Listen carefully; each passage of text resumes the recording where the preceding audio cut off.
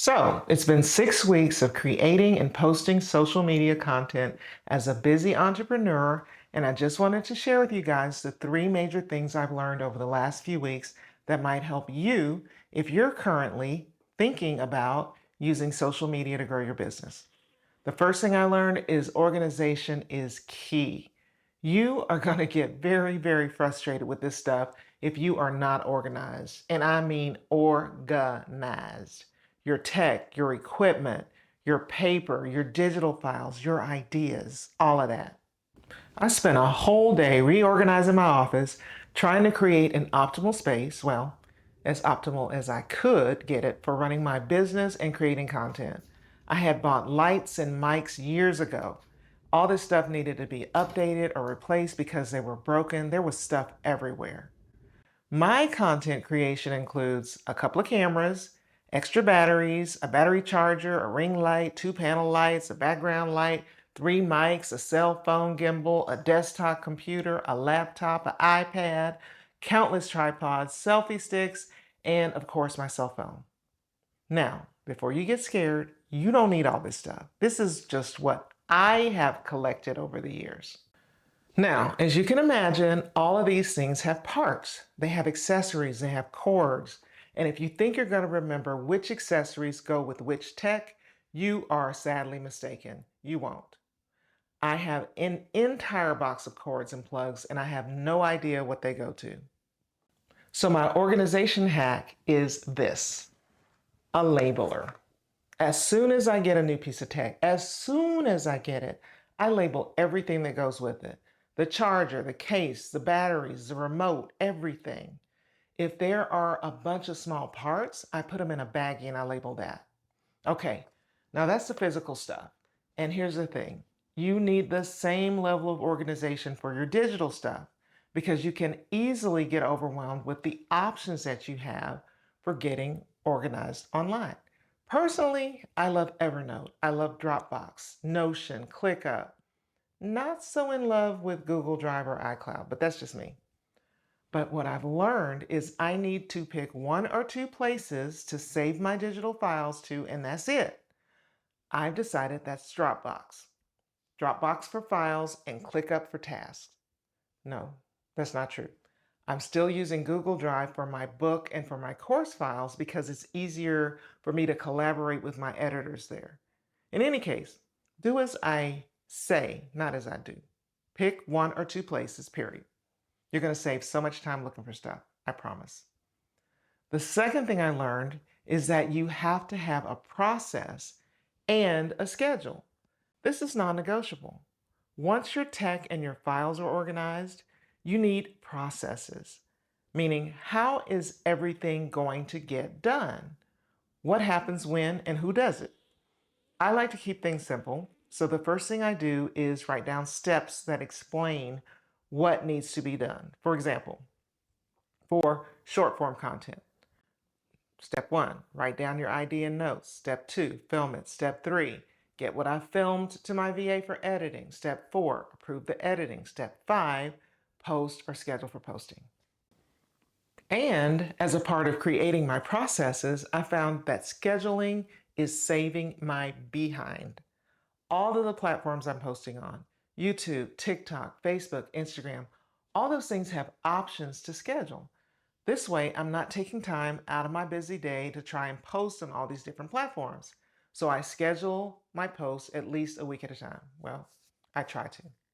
And this kind of leads into another kind of scheduling: how much time I actually spend on social media tasks, because I got other stuff to do. For now, my schedule is this: Tuesday, short form day. On Tuesdays, I conceptualize my content, and that just means coming up with my ideas. I film and I schedule my short form content. I create my short form with TikTok in mind, and then I use some of those same posts on Facebook, Instagram, and YouTube Shorts. I spend about an hour or two doing this on Tuesdays. Now, Wednesdays are my YouTube days. I've been filming 2 YouTube videos and scripting 2 more for the following week.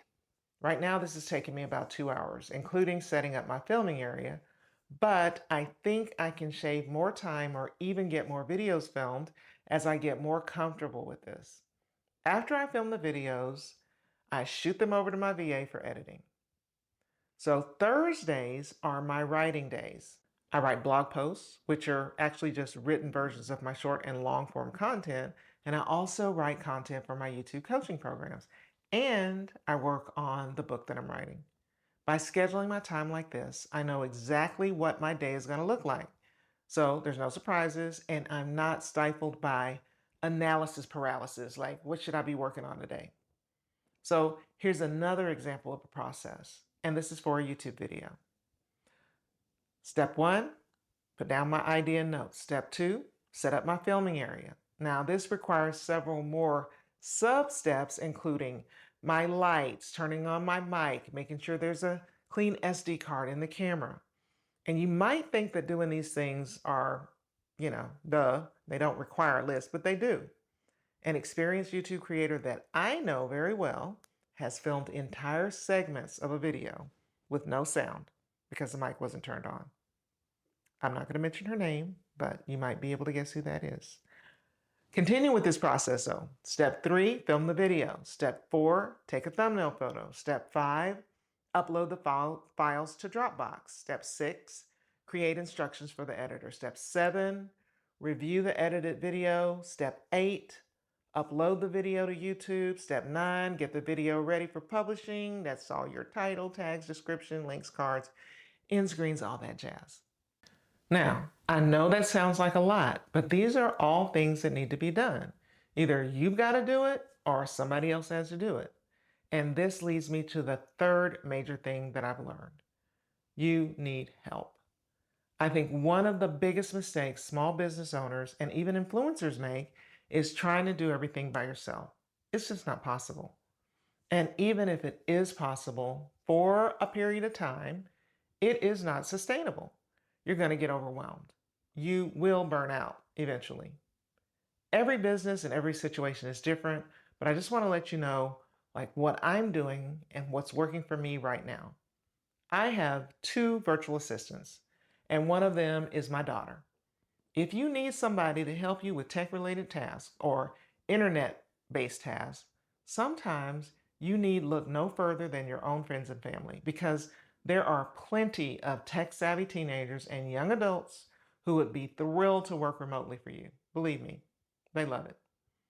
If you're getting value from what I'm sharing, I'd love for you to leave me a comment and let me know what else I can share about my journey on YouTube or about social media in general. Also, please be sure to share this video with somebody that you think it might help. So, what do my virtual assistants do? Virtual assistant number 1, my daughter, helps me with my administrative tasks like setting up my Zoom calls, scheduling emails, monitoring my Facebook groups, creating assets for my workshops, and she also edits my short form content. I found virtual assistant number 2 on Upwork. Upwork is a website that connects businesses with freelancers and independent professionals. And what I love about Upwork is how easy it is to post your job and just be presented with countless people from all over the world who can help you out. So, virtual assistant number 2 that I found on Upwork edits my YouTube videos and prepares my blog posts for publishing. So those are the 3 major things that I've learned after 6 weeks of consistently creating content on YouTube, TikTok, Instagram, and Facebook.